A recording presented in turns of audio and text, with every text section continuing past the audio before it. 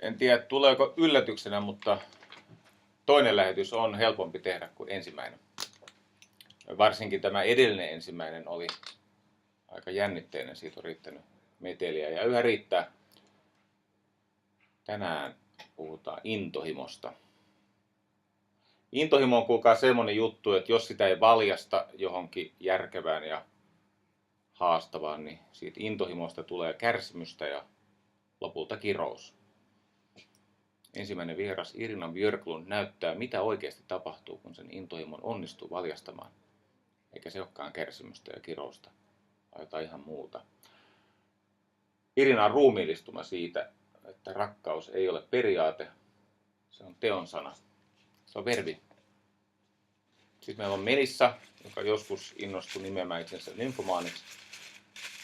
Häntä siis panettaa enemmän kuin sinua esimerkiksi. Tai minua. Ja hän on tehnyt tämän selväksi kaikille.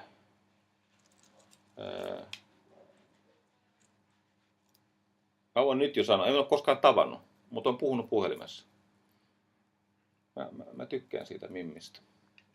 Ja mä toivon, että ihmiset näkee hänet, kuka hän oikeasti on. Veeti Kallio, moni tuntee, mutta ei ehkä tämmöisenä. Sitten lopulta häkellyttävät, samamunaiset, identtiset kaksoset, virolaisen veljekset. Tiedemiehiä, jotka kovasti vakuuttelevat, että yliluonnollinen on totta. Että jos oikein antaa reikihoitoa, niin ihmisperäisistä soluviljelmistä tulee immuuneja gammasäteilyllä. Aivan oikein. Eikä siinä kaikki. Tänään puhutaan talon kokoisista peikoista ja levitaatiosta, joka on oikeasti huimauskohtaus. Jumakuu on hauskaa tehdä tämmöistä työtä. Tai eihän tämä työtä olekaan. Tämä on kutsumus. Kiitos.